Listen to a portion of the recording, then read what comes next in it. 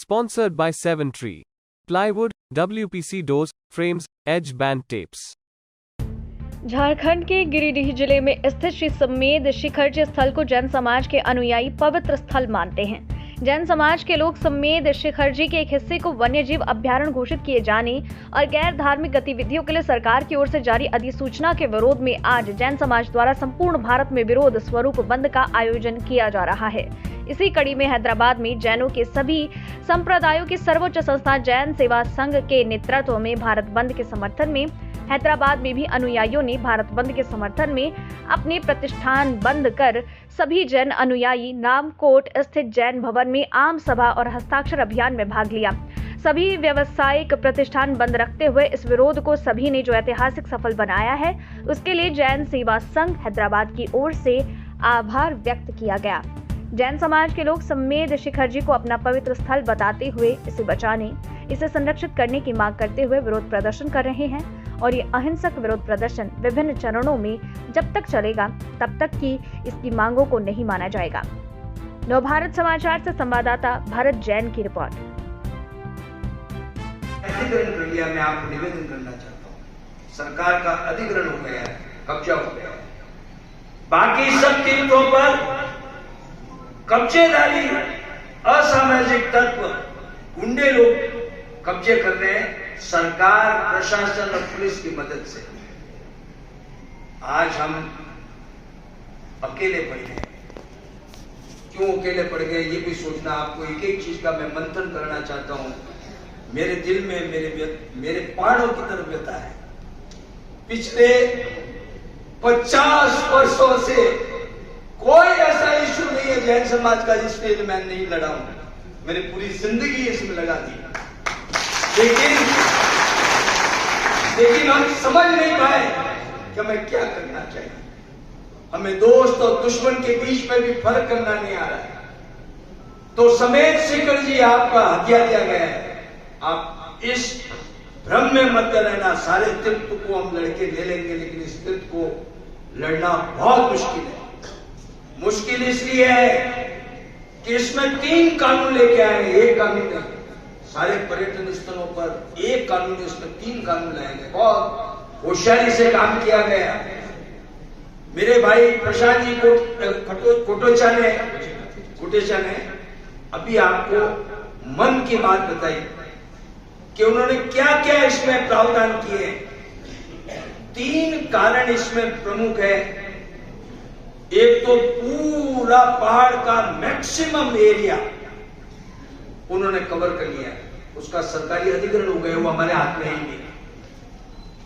उसको eco sensitive zone घोषित करके कीटों के लिए, पतंगों के लिए, कीड़ियों के लिए, मक्खियों के लिए भी सुरक्षित किया, जानवरों के लिए भी सुरक्षित कर दिया। और वहां पर स्थानीय लोगों के द्वारा बंबू की खेती करने की छूट दी गई है। इसका मतलब आप समझते हैं कि स्थानीय लोग आकर उस पर कब्जा कर लें, इसकी भी छूट सरकार ने दी। और वहां खेती कर सकते हो, वहां उद्योग लगा सकते हो, वहां पर 5 सितारा होटलें, मांस के कारोबार भी शुरू हो सकते हैं। यह कार्रवाई 21 फरवरी 2018 को पूर्ण हो गई। इस कार्रवाई को वहां के रघुवर दास की भारतीय जनता पार्टी को पूर्ण हो गई। इस कार्रवाई को वहां के रघुवर दास की भारतीय जनता पार्टी और केंद्रीय सरकार की भारतीय जनता पार्टी ने दोनों ने मिलकर किया। और चुपचाप इसमें यह नियम है कि यदि आप कोई क्षेत्र पर्यटन, वन, इकोजोन सिस्टम जो भी घोषित करना चाहते हो उसके लिए आम जनता से राय ली जाती है। कोई आम जनता से राय नहीं ली। इतनी बदमाशी हुई है जिसकी कोई नहीं। कोई आम जनता से कोई राय नहीं, किसी को जानकारी नहीं।